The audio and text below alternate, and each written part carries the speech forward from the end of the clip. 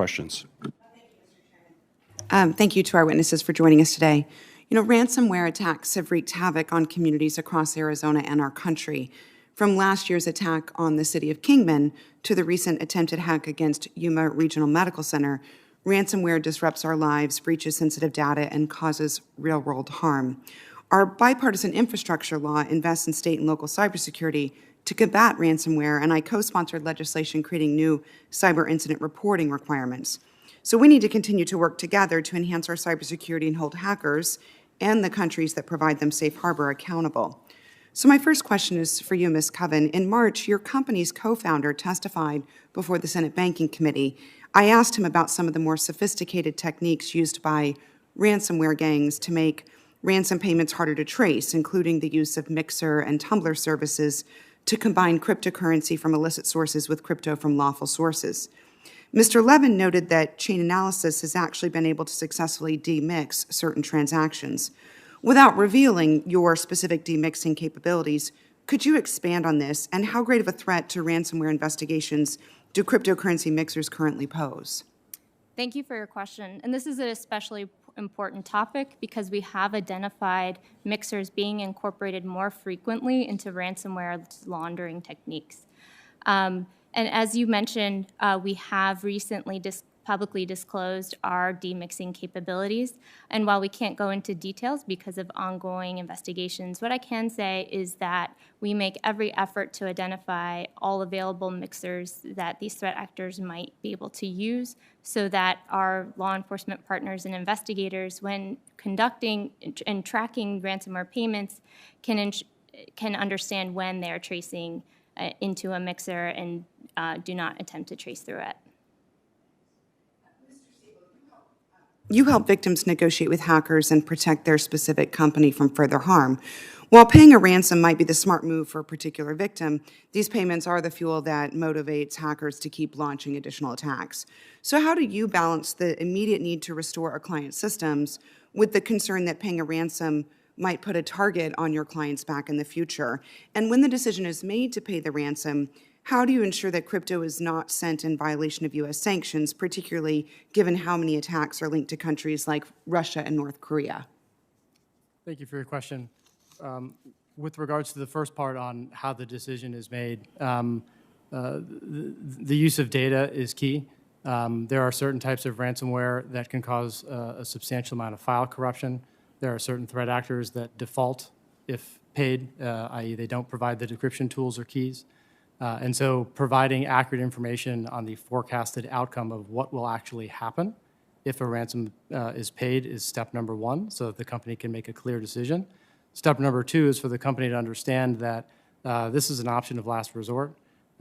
It has to be weighed against all other available paths to restore critical data. And if there's one myth with ransom payments, it's that it's easy and it's fast. It's the exact opposite.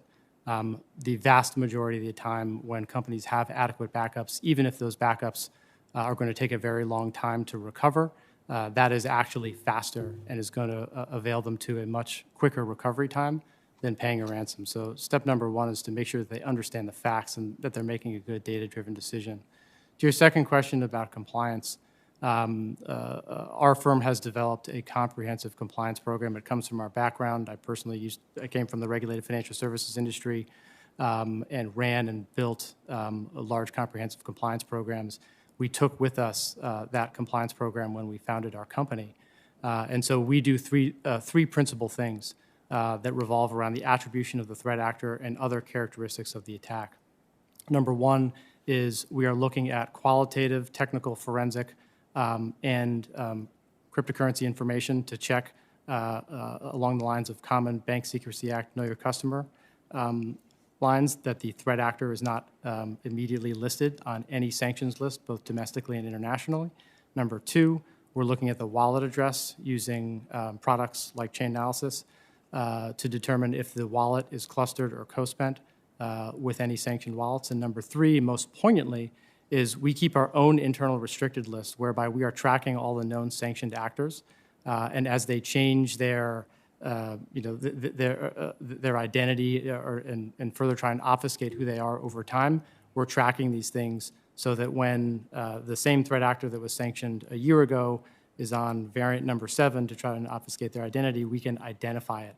That's actually the vast majority of the time when there is a sanctions issue in an active incident. It is not a one-for-one identification of this name that you were attacked by is on an actual list. It is this name that you were attacked by is actually this person or group, and here's the evidence of how we've made that attribution. So we perform all of these checks well ahead of any payment being made. We provide all those facts and circumstances to the victim and allow them to make the decision accordingly. Thank you. Ms. Coven, the hackers behind some of the most devastating ransomware attacks are often located, or in some cases even sponsored, by the governments of countries like Russia, North Korea, China, Iran.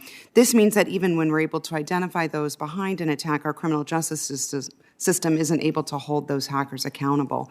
And that makes it particularly important that we successfully recover more ransom payments, so these attackers, at the minimum, aren't rewarded for their crimes. What lessons can we learn from the FBI's successful recovery of much of the cryptocurrency used to pay the Colonial Pipeline ransom? And with enhanced public-private partnerships and data sharing, is it feasible to help ransomware victims recover ransom payments on a more routine basis? Thank you for that question, Senator. Yes, we have identified nearly 74% of ransom payments have a Russian affiliation. And we have seen over the last year several successes, including the Colonial Pipeline, of asset recovery of from threat actors that exist outside of U.S.-friendly jurisdictions. Not only is asset seizure a powerful tool, but we've also been able to cripple some of the primary cash-out destinations, including those exchanges based in Russia like Garantex, Suex, and Chadex that laundered a large amount of ransomware proceeds. I'd further like to say there's been nearly $50 million in ransomware funds seized from ransomware-related actors. And there's also the risk of nation-state actors getting involved in ransomware that aren't focused on the monetary reward, but are using ransomware as a cover for more strategic aims of espionage and disruption. So then the question then becomes, how did these nation-state actors get their hands on those tools and services to conduct the attack? And blockchain forensics can shine a bright light on those necessary tools and services that facilitate nation-state actors as well as financially motivated criminal gangs. Thank you. Thank you, Mr. Chair.